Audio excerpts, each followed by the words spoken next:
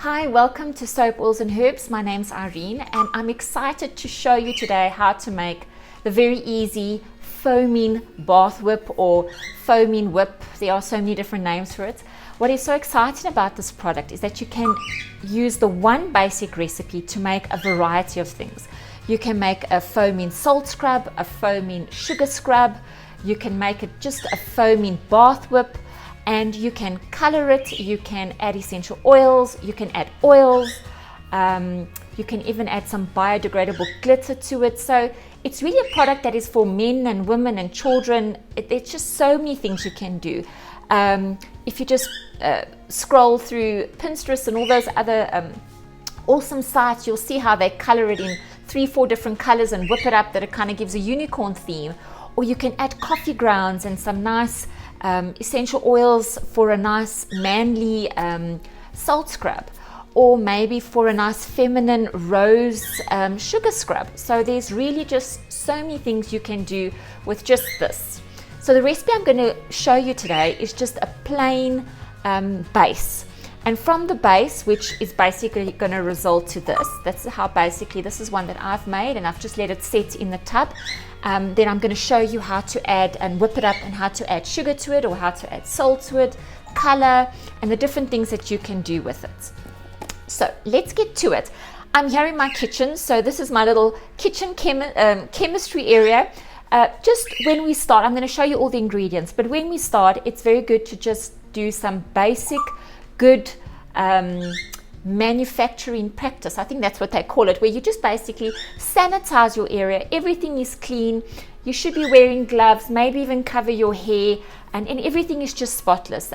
Maybe a draft-free area, windows are closed, that there's no dust or things blowing around, and of course a nice quiet area that you can focus and concentrate on what you're doing. I'm going to put the recipe and all the ingredients and all the measurements in the description below. So I'm making a big quantity today because I'm going to decant them into jars, but I will show you a recipe. Maybe I'll put 2 recipes, one for a bigger volume and one for a smaller volume of what you can do. So the most important basic equipment that you'll need is your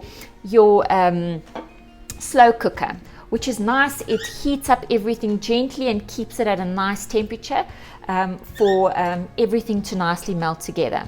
So your basic recipe, you've got your, I'm not even going to try pronounce it, it's called CSI, sodium cocalyl isonate powder, some very weird, wonderful surfactant. This product in South Africa, we get it in looking like this. So basically it's chunks of surfactant. Now, it takes very long to melt, which is fine. You got to just be patient about that. Some people throw it into a blender to make it blend quickly. The problem I have with that is because it creates a lot of dust, and you have to really put a mask on, cover all your ears, because this fine dust gets everywhere and it's really hazardous if you breathe it in. So I prefer to rather take it slow, let it melt gently in the slow cooker, and don't have to worry about all that dust. Even in this little in this container, when I was pouring it, there was fine dust, and I didn't have a mask on, so you know, it kind of, I could feel already it was getting to my nose and stuff. So if you are going to blend this to a fine powder, please wear a mask, just to keep the dust away from your lungs. It's really hazardous, these surfactants. Okay, so let's just get basically to the recipe. So it's glycerine, it's your CSI, it's your, here's another one I just struggled to pronounce, cocoa, propylene, BETAINE, or BETAINE. Yeah, I'm terrible with pronouncing things, so please forgive me. I definitely don't have that scientific pronunciation in me, but it will be in the description. Your propylene glycol, your stearic acid, and of course water, and if we need citric acid, if we need to balance the pH. But I find I don't really need to do this. And you can add a preservative. I sometimes don't add a preservative for myself if I'm making for myself. If it's something I'm going to resell or give away, then you add a preservative. But let's get straight to this. This is a very basic recipe. It just takes time. So my slow cooker has already started to warm up. So I'm following the recipe just to make sure. So you're going to blend together your glycerine, your coca betaine, and your CSI powder. So there is my CSI powder in there. Can you, yeah, you can already see the dust that's there. I should actually be wearing a mask. Okay, so there's your, then we're going to throw in the glycerine, and I just got to make sure I'm choosing the right one, hey, because all of these things look so much the same. So there we go, we've got our glycerine that we're putting in.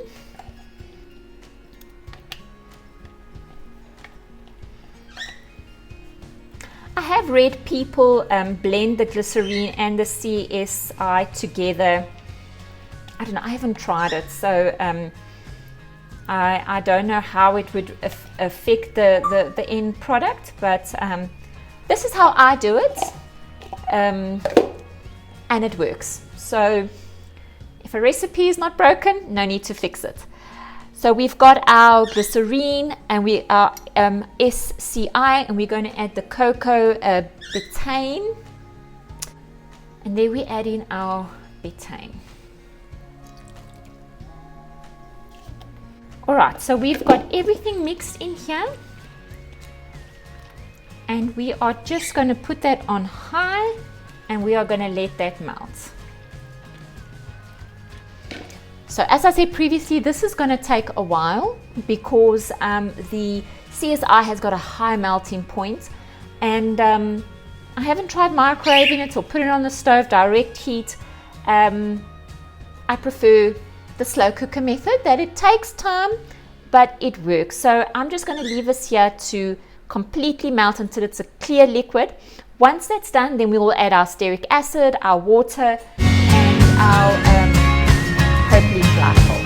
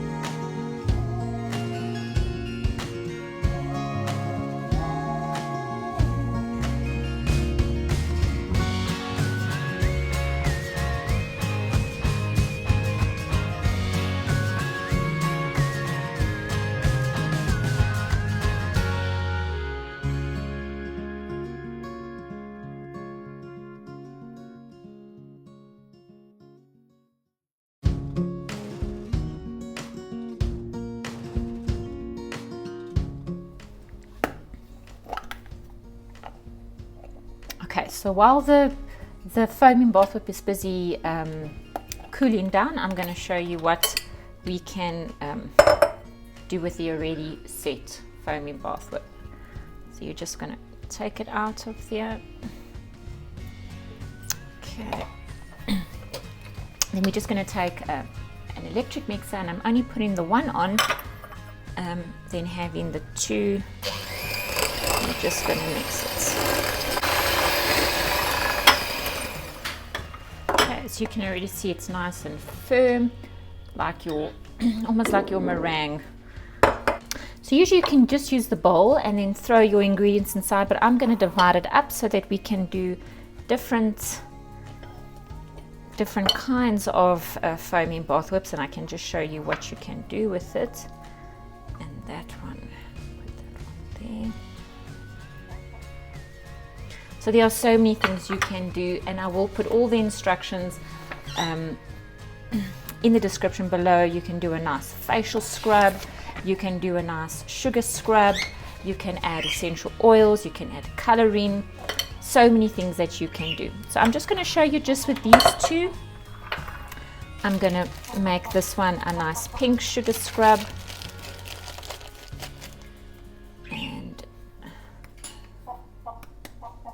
I'm just going to let that just, I'm not going to measure it, but it's about less than a ml, and you can adjust it as you want.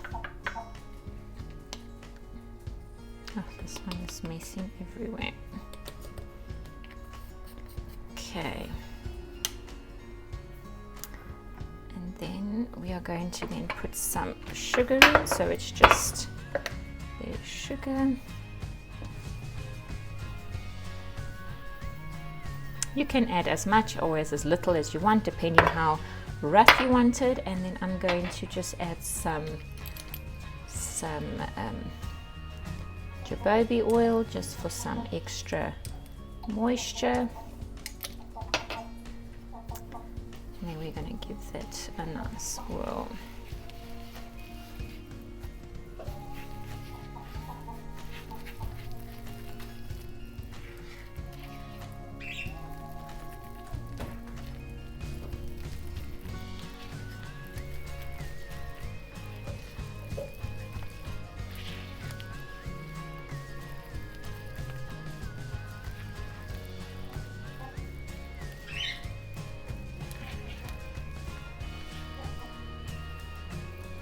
Okay, I think I'm going to add a bit more pink,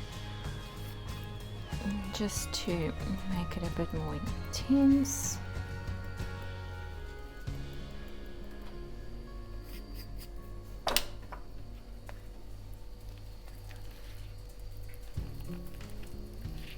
So as I said, you can add whatever color you want. You can add, this is quite a rough brown sugar, so you get a nice exfoliating feel from it. And you can add essential oils, you can add fragrance oils, whatever you would like.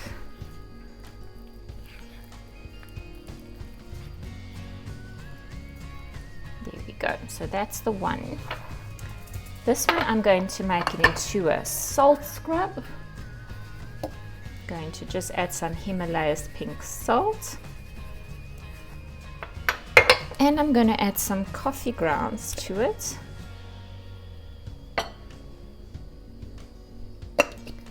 And I'm going to add some essential oils, maybe some sandalwood. This would be a nice, oh, this one is a bit thicker. Let's rather just pull the lid off. There we go.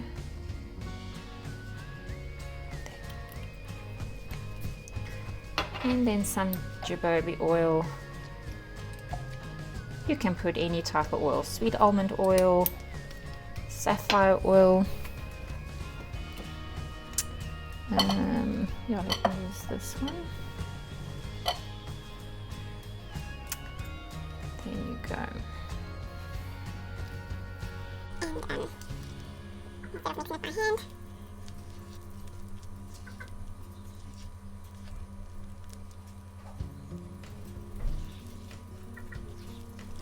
there you go. You've got a nice, very nice smelling coffee sandalwood foaming scrub.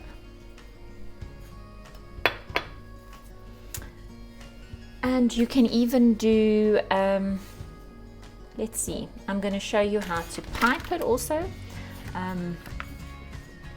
Alright, so this one over here, I'm going to leave it plain. I'm not going to be adding a scrub to it, but I'm just going to be adding then some violet to it, some color. And you can see, guys, I really don't add too much. You just add what is needed, and a little bit of biodegradable glitter.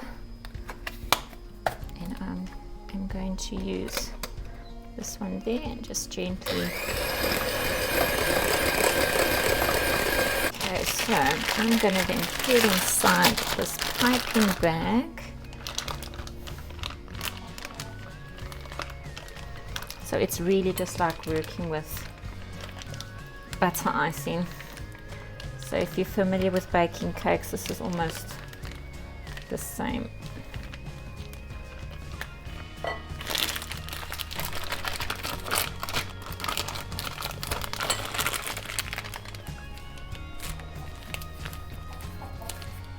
So I'm just going to be using a clear container just to show you how it is. So I like to just squeeze it just to get all the air out, and then you can start going around. The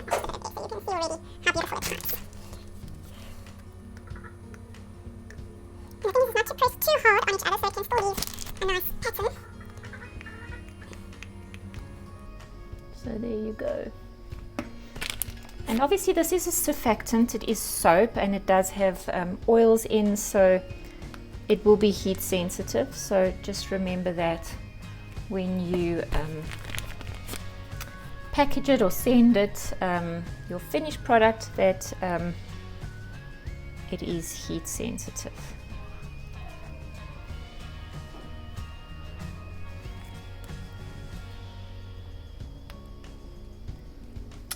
So there you go.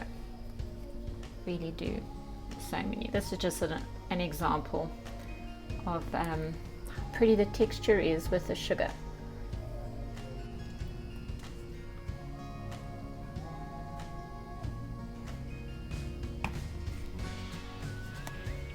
So this is just a very quick example of what you can do. You can make it just plain with some color and some oil, or you can add some sugar and some oils, or coffee, salt. You can really do whatever you want, and there are more recipes in the description below.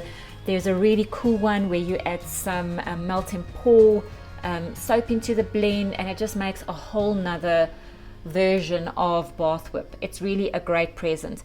I didn't decorate this that well, but I mean, you can really get different kinds of nozzles and pipe them differently. Just remember, they are heat sensitive, so if you're going to leave this in a very hot environment, it's obviously going to then melt, so just keep that in mind. But in most environments, I think this will really hold up quite well. So this is what you can do with it, and this is what we've done. Obviously during everything now has melted, and it's looking pretty cool. And we've added our preservative, we've checked our pH. All of that info is in the description below, and all that I'm going to be doing then is putting this into there and then storing it for later use.